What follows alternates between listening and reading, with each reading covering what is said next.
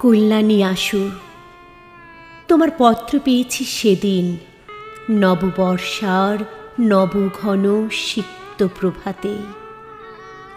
মেঘ মেদুর গগনে সেদিন অশান্ত ধারায় বাড়ি চড়ছিল। 15 বছর আগে এমনই এক আষাঢ়ে, এমনই এক বাড়ি ধারায় প্লাবন নেমেছিল। তা তুমিও হয়তো স্মরণ করতে পারো। আষাঢ়ের নবমেঘপুঞ্জকে আমার নমস্কার। এই মেঘদূত বিরহী যক্ষের বাণী বহন করে নিয়ে গিয়েছিল কালিদাসের যুগে রেবা নদীর তীরে মালবিকার দেশে তার প্রিয়ার কাছে।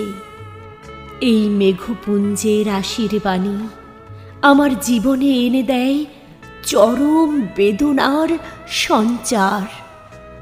এই আশার আমায় কল্পনার স্বর্গলোক থেকে টেনে ভাসিয়ে দিয়েছে বেদনার অনন্ত স্রোতে।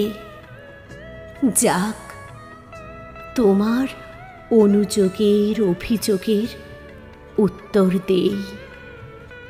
তুমি বিশ্বাস করো, আমি যা লিখছি তা সত্য। লোকের মুখে শোনা কথা দিয়ে যদি আমার মূর্তির কল্পনা করে থাকো, তাহলে আমায় ভুল বুঝবে, আর তা মিথ্যা। তোমার উপর আমি কোনো জিঘাংসা পোষণ করি না, এ আমি সকল অন্তর দিয়ে বলছি। আমার অন্তর্যামী জানেন তোমার জন্য আমার হৃদয়ে কি গভীর ক্ষত, কি অসীম বেদনা। কিন্তু সে বেদনার আগুনে আমি পুড়েছি। তা দিয়ে তোমায় কোনো দিন দগ্ধ করতে চাইনি। তুমি এই আগুনের পরশমানিক না দিলে আমি অগ্নিবীণা বাজাতে পারতাম না। আমি ধূমকেতুর বিস্ময় নিয়ে উদিত হতে পারতাম না। তোমার যে কল্যাণ রূপ আমি আমার কিশোর বয়সে প্রথম দেখেছিলাম, যে রূপকে আমার জীবনের সর্বপ্রথম ভালোবাসার অঞ্জলি দিয়েছিলাম, সে রূপ আজও স্বর্গের পারিজাত মন্দারীর মতো চির অম্লান হয়েই আছে আমার বক্ষে। অন্তরের সে আগুন বাইরের সে ফুল হারকে স্পর্শ করতে পারেনি। তুমি ভুলে যেও না, আমি কবি। আমি আঘাত করলেও ফুল দিয়ে আঘাত করি।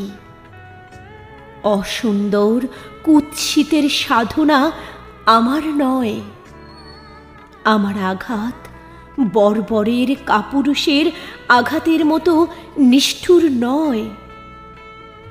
আমার অন্তর্যামী জানেন। তুমি কি জানো বা শুনেছ জানি না, তোমার বিরুদ্ধে আজ আমার কোনো অনুযোগ নেই, অভিযোগ নেই, দাবিও নেই। তোমার আজিকার রূপ কি জানি না।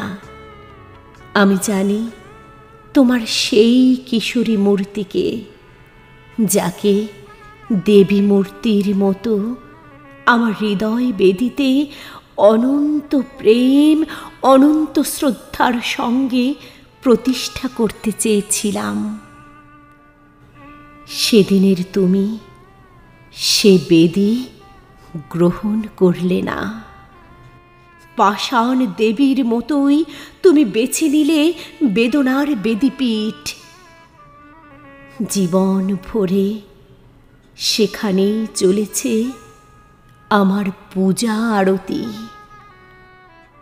আজকার তুমি আমার কাছে মিথ্যা, ব্যর্থ, তাই তাকে পেতে চাইনে। জানি নে হয়তো সে রূপ দেখে বঞ্চিত হব, অধিকতর বেদনা পাব, তাই তাকে অস্বীকার করেই চলেছি।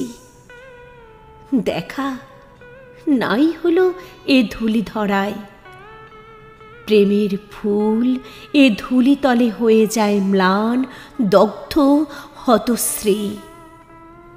তুমি যদি সত্যিই আমায় ভালোবাসো, আমাকে চাও, ওখান থেকেই আমাকে পাবে। লাইলি মজনুকে পায়নি, শিরি ফরহাদকে পায়নি, তবু তাদের মতো করে কেউ কারো প্রিয়তমাকে পায়নি। আত্মহত্যা মহাপাপ, এ অতি পুরাতন কথা হলেও প্রেম সত্য, আত্মা অবিনশ্বর। আত্মাকে কেউ হত্যা করতে পারে না। প্রেমের সোনার কাঠের স্পর্শ যদি পেয়ে থাকো, তাহলে তোমার মতো ভাগ্যবতী আর কে আছে? তারই মায়া স্পর্শে তোমার সকল কিছু আলোয় আলোময় হয়ে উঠবে।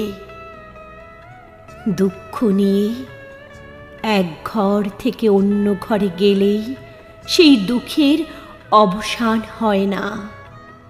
মানুষ ইচ্ছা করলে সাধনা দিয়ে, তপস্যা দিয়ে ভুলকে ফুল রূপে ফুটিয়ে তুলতে পারে। যদি কোনো ভুল করে থাকো জীবনে, এই জীবনেই তাকে সংশোধন করে যেতে হবে, তবেই পাবে আনন্দ মুক্তি, তবেই হবে সর্বদুঃখের অবসান। নিজেকে উন্নত করতে চেষ্টা করো, স্বয়ং বিধাতা তোমার সহায় হবেন। আমি সংসার করছি, তবু চলে গেছি এই সংসারের বাধাকে অতিক্রম করে ঊর্ধ্বলোকে। সেখানে গেলে পৃথিবীর সকল অপূর্ণতা, সকল অপরাধ ক্ষমা সুন্দর চোখে পরম মনোহর মূর্তিতে দেখা যায়। হঠাৎ মনে পড়ে গেল 15 বছর আগের কথা। তোমার জ্বর হয়েছিল। বহু সাধনার পর আমার তৃষিত দুটি কর তোমার শুভ্র ললাট স্পর্শ করতে পেরেছিল। তোমার তপ্ত ললাটের স্পর্শ যেন আজও অনুভব করতে পারি। তুমি কি চেয়ে দেখেছিলে? আমার চোখে ছিল জল, হাতে সেবা করার আকুল স্পৃহা, অন্তরে শ্রী বিধাতার চরণে তোমার আরোগ্য লাভের জন্য করুণ মিনতি। মনে হয় যেন কালকের কথা। মহাকাল যে স্মৃতি মুছে ফেলতে পারলেন না। কি উদর্গ অতৃপ্তি, কি দুর্দমনীয় প্রেমের জোয়ারি সেদিন এসেছিল। সারা দিন রাত আমার চোখে ঘুম ছিল না। যাক, আজ চলেছি জীবনের অস্তমান দিনের শেষে, রশ্মি ধরে ভাটার স্রোতে। তোমার ক্ষমতা নেই সে পথ থেকে ফেরানোর, আর তার চেষ্টা করো না। তোমাকে লেখা এই আমার প্রথম ও শেষ চিঠি হোক। যেখানেই থাকি বিশ্বাস করো, আমার অক্ষয় আশীর্বাদ কবচ তোমায় ঘিরে থাকবে।